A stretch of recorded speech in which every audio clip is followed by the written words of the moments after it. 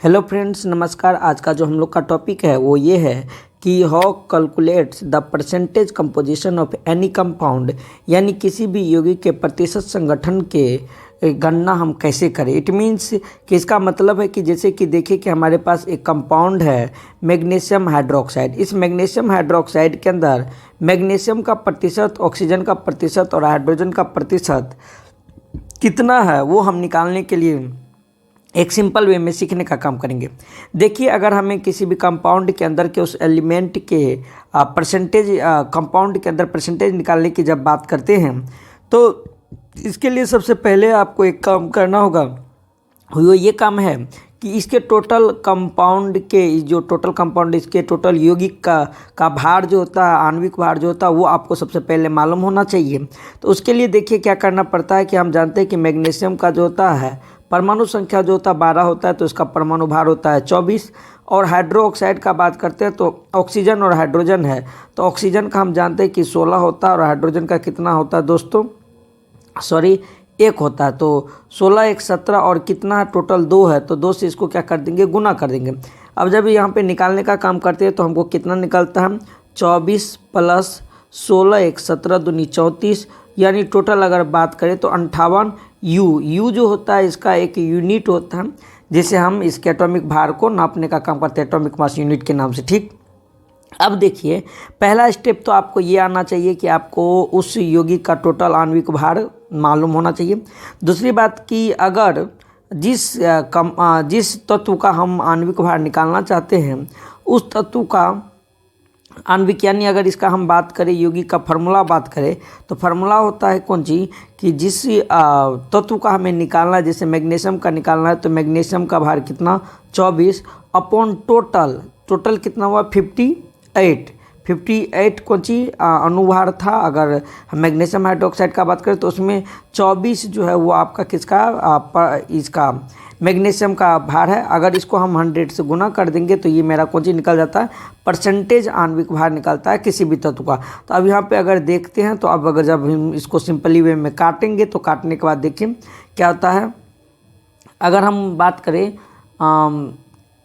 अगर इसको हम काटें तो ये आपका हो गया कितना 12 दूनी 24, और अगर इसका बात करें तो ये आपका कितना हो गया 29 हो गया।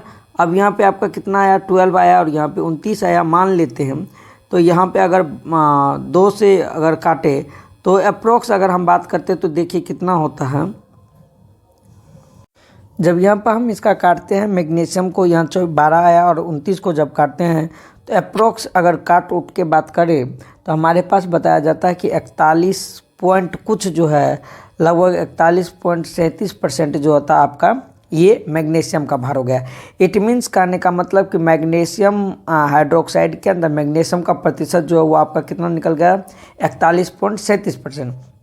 सेम इसी प्रकार से अगर हम किसका चाहेंगे ऑक्सीजन का निकालने के लिए तो आपको क्या करना पड़ेगा, ऑक्सीजन का जो आपका आणविक भार होता है वो कितना होता है 16 होता है, और टोटल अगर हम बात करें तो कितना है 58 टोटल आणविक भार है, गुना अगर हम 100 यहाँ पे करें तो दोस्तों हमारे पास जो ऑक्सीजन का कट उठ के आता है वो अगर हम बात करें तो कितना आएगा, यहाँ पे एक ऑक्सीजन है ना, यहाँ पे ऑक्सीजन 2 गो है, तो आपको यहाँ पे 2 से इसको क्या करना पड़ेगा, गुना करना पड़ेगा। जब इसके अंदर इसका हम देखते हैं तो दोस्तों मेरे पास कितना टोटल आ जाता है।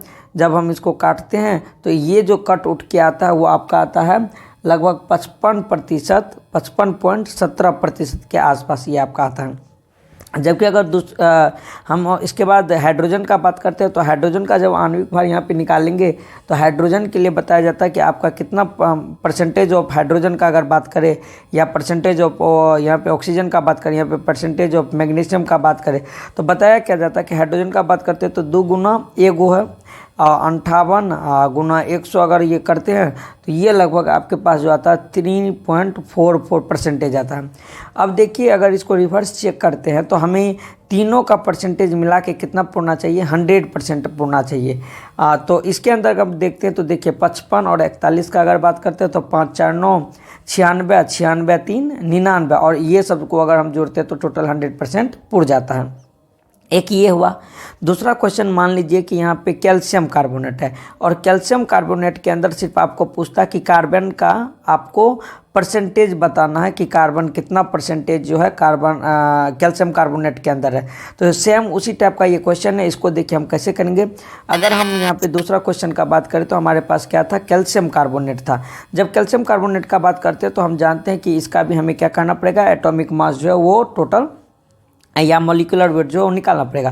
कैल्शियम का हम जानते हैं कि कितना होता है, 40 होता है। कार्बन का कितना होता है दोस्तों, 12 होता है। ऑक्सीजन का बात करें तो 16 गुना 3 गो है, तो ये कितना हो गया, 16 48 हो गया। यानी अगर हम टोटल का जोड़ के बात करें तो मेरे पास जो आणविक भार आएगा वो कितना होगा, 48 12 60 और 60 40 100। यानी इस टोटल को अगर हम जोड़ते हैं तो दोस्तों कितना हुआ, 100 हमारे पास ये एटॉमिक मास हो गया। ये एटॉमिक मास हो गया टोटल इसका। अब इसके अंदर हमें कार्बन का निकालना है, तो कुछ नहीं करना है, हमें कार्बन का लेना है एटॉमिक मास। कार्बन का एटॉमिक मास लेते हैं तो 12 होता है, और अगर हम बात करें टोटल एटॉमिक मास का तो वो 100 होता है। यानी कार्बन परसेंटेज अगर निकाल रहे हैं तो ये हमारे पास गुना 100 हो गया।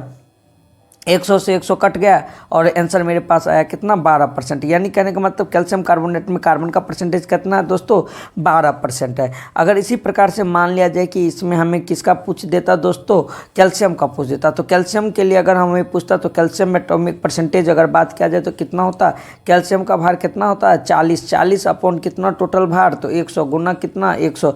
यानी कहने का मतलब ये 100 कट जाएगा, आपका कितना बचेगा, 40% बचेगा। अगर हम ये बात करें टोटल कंपाउंड के अंदर तो हमें कार्बन का निकला है 12%, कैल्शियम का निकला है 40%। अगर ऑक्सीजन का पूछा जाए तो ऑक्सीजन का कितना जो बाकी है वो ऑक्सीजन का ही होगा दोस्तों। तो ऑक्सीजन का बारे में बात करते हैं तो 40 10 50 52 के बाद आपका कितना बचता, 48। तो 48% जो है वो आपका कौन सी निकल गया, ये ऑक्सीजन का निकल गया। इस तरह से हम बहुत जल्दी किसी भी यौगिक के अंदर उसका एटॉमिक मास कंपोजिशन के अंदर हम बता सकते हैं। हम आशा करते हैं कि वीडियो आपको बहुत अच्छा लगेगा। वीडियो को शेयर कीजिए, लाइक कीजिए, सब्सक्राइब कीजिए चैनल को, और इसी तरह का वीडियो हमसे पाते रहिए। जय हिंद।